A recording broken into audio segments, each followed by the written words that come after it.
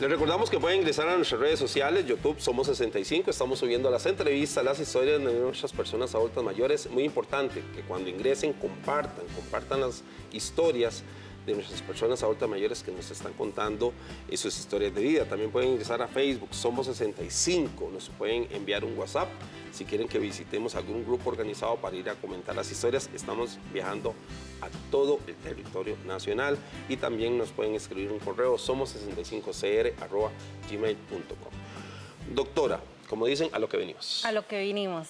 ¿En qué consiste la audiometría y cada cuánto debemos realizarla? Bueno, la audiometría es un examen muy sencillo, muy simple, en donde nosotros medimos el nivel de audición que tiene cada persona. Es decir, que vamos a determinar independientemente oído derecho y oído izquierdo, cómo estamos escuchando, cómo se percibe ese sonido y muy principalmente cómo estamos entendiendo las palabras. Entonces es un examen que puede tardar de unos 15 a 30 minutos, es muy rápido, solamente necesitamos que la persona nos indique cada vez que escucha un sonido y aunque lo escuche muy bajito. ¿Cuáles son los síntomas cuando estamos teniendo una pérdida auditiva? Bueno, hay un síntoma muy común, muy frecuente, que es el decir, escucho pero no entiendo. ¿Cuántos adultos mayores nos dicen, es que yo a usted le escucho pero no entiendo muy bien lo que me está diciendo? ¿Verdad? Ese es un síntoma, porque el no entender significa que hay algo que está pasando en el sistema de transmisión del sonido que está interrumpiendo que esa persona pueda entender correctamente. Otro es subir el volumen del televisor o del radio para escuchar bien, o sentir diferencia entre un oído y otro a la hora de escuchar, por ejemplo, con el teléfono. Doctora, si yo, usted me envía audífonos, ya tengo que utilizar audífonos, ¿y qué pasa si yo no los utilizo, no hago caso? Ok, nosotros en realidad escuchamos con el cerebro, no escuchamos con el oído. Entonces, cuando tenemos una alteración auditiva, puede pasar que al cerebro no le está llegando correctamente el sonido, se le olvida cómo escuchar y entre más tiempo pase ese proceso, más cuesta que el cerebro otra vez se active y a la hora de poner los audífonos puede ser que la persona diga, es que aún con audífono no entiendo, porque es un proceso que toma tiempo y que toma dedicación de parte del profesional que le está atendiendo. Doctora, antes de continuar con más preguntas, vimos aquí que nos trajo, esto que nos trajo, tal vez podemos ponernos de pie, vamos a ponernos de pie y explicar un poquito, vamos a ver, vamos a hacerlo para acá, nos explica un poquito este es el sistema auditivo. Sí. Entonces, acá tenemos la orejita, que es la antena, por así decirlo, que detecta el sonido. Todos conocemos las orejas, se conoce también como pabellón auricular, ¿verdad? Y él es el que va a detectar el sonido desde el exterior y tenemos un conducto acá. Ok, es que lo corrí. Vamos a darle vueltita. Es que no tenía que correrlo. Acá tenemos este conducto. Sí. Ok, en este conducto es muy frecuente que se produzca el cerumen, ¿verdad? Porque el cerumen está protegiendo la entrada del oído al sonido. Entonces es muy importante recordar a las personas no utilizar ni aplicadores ni prensitas para limpiar el oído porque más bien es muy frecuente, podemos empujar el cerumen a la parte más interna, llegando ya a la membrana timpánica y ahí es cuando también se puede tapar el oído. ¿Okay? Entonces necesitamos evitar ese tipo de limpiezas, el oído no se limpia, solamente con lo que es el dedo meñique vamos a utilizar una toalla y limpiamos la parte externa únicamente. Luego tenemos el oído medio, que ahí tenemos una cajita en donde están los 3 huesecitos que transmiten el sonido y golpean el oído interno, que es un caracolcito, ahí lo tenemos. Ahí lo están viendo, sí. Que ahí tenemos, dentro de ese caracolcito tenemos líquido y ahí están las células que detectan el sonido. Después las células transmiten al nervio y el nervio al cerebro, pero hasta que llega al cerebro... Podemos apagarlo. Bueno, sí, esto va aquí. Vamos a mostrarlo para darle vuelta aquí para que se vea. Este es el nervio, el amarillo. Este amarillo es el nervio. Yo siempre les digo a los pacientes que el nervio es como si fuera un cable de conexión eléctrica. Aquí lo están viendo, sí. Entonces, cuando tenemos ese cable... ese es el cable encargado de transmitir el sonido al cerebro. Si las células no detectan correctamente el sonido, pues el cable no puede transmitir esa información y el cerebro no va a poder escuchar correctamente los sonidos. Ahí lo están viendo. Aquí vamos a ubicarlo donde va. Ahí, doctor, ahora sí. Ajá. Ahí, listo. Y después aquí. Y ya después aquí tendríamos el cerebro, que es el que detecta el sonido correctamente. Doctora, ¿qué puedo esperar yo? O sea, ya me enviaron los audífonos. ¿Qué puedo esperar yo con el inicio de la rehabilitación auditiva? Ok, Cuando yo pongo los audífonos es un proceso. Muchas personas creen que adquiriendo los audífonos en un supermercado o por medio de internet, que ahora es muy frecuente, ya no ocupamos nada más y vamos a escuchar un montón. Me lo coloqué y el milagro. Exactamente. Y eso no sucede así.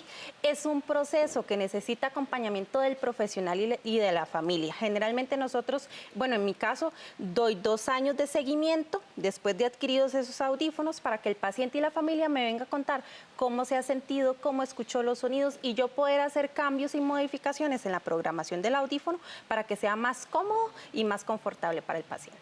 Doctora, ¿qué pasa?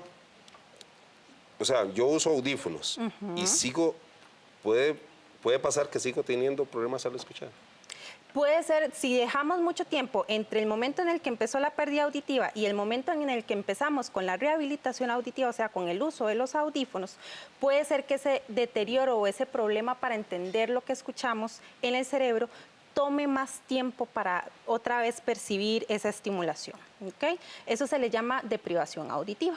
Es que al cerebro se le olvidó cómo se escucha. Entonces, a veces aún con audífonos, toma un tiempo para que la persona otra vez vuelva a detectar esos sonidos, identificarlos, memorizarlos, identificar hasta la fuente sonora. Todo es un proceso y son habilidades auditivas que se pierden a la hora de bajar el volumen. Doctora, ¿ha tenido pacientes adultos mayores que ya después se ven avances cuando tienen? Sí, por supuesto, me pasó. ¿Qué le dicen ellos? Sí, me pasa con pacientes, por ejemplo, tengo un paciente que le encanta tocar guitarra, sí. Entonces cuando llegó y se puso los audífonos, primero empezó a hablar un montón, o sea, cosa que había dejado de comunicarse con la familia Claro. porque no escuchaba y le incomodaba mucho estar pidiendo que le repitieran las cosas, entonces empezó a hablar un montón y empezó otra vez a tocar guitarra. Entonces esas son cosas que Sí, muchas calidad de veces, vida. exactamente, no, y las personas se aíslan y dejan de hacer Claro. actividades que les gusta, ¿verdad? Entonces los audífonos hacen eso, conectar otra vez a las personas con actividades y con los familiares. Y no esperar tener un problema para ir a una consulta. Correcto. Eso es importante. Doctora, también veo que nos trajo allá. ¿Qué nos trajo? Acá tenemos unos audífonos. Sí. Estos son un ejemplo de audífonos de prótesis auditivas que utilizamos en la clínica para rehabilitar la pérdida de audición. Entonces, por ejemplo, les voy a enseñar acá. Este sería un audífono.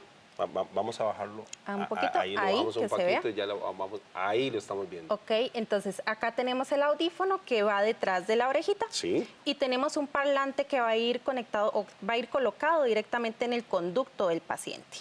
Entonces, este audífono es automático, es decir, que él mismo está escaneando automáticamente el ambiente, sube, baja el volumen dependiendo del ambiente y el paciente no tiene que hacer nada. Simplemente ponérselos en la mañana y en la noche se los quita para descansar y los pone a recargar.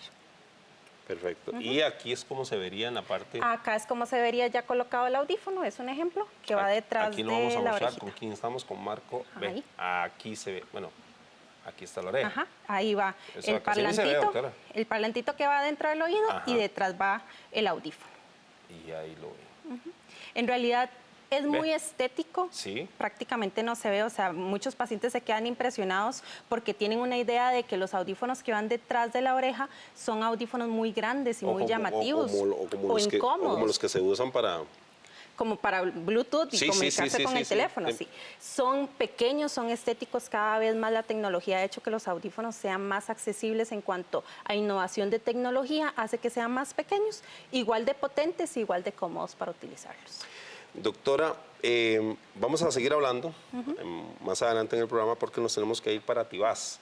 Allá está don Brian Mock. Él es fotógrafo, pensionado norteamericano. Ok. Nos contó que él trabajó ya en la Corte Suprema en Estados Unidos. Nos contó la anécdota también que en el 9/11 estaba en el Pentágono cuando sucedió La tragedia. la tragedia, ¿verdad? Y nos contó, pero ¿qué está haciendo aquí en Costa Rica? Es un apasionado de la fotografía. Ok. Él es un apasionado de la Y fotografía. encontró un país bellísimo para la fotografía, ¿verdad? Y Brian anda en Monteverde, en La Fortuna, en Tortuguero. Qué dichoso. Y muestra unas fotografías. Y él nos cuenta la historia. Ok. Vamos a conocer la historia de don Brian.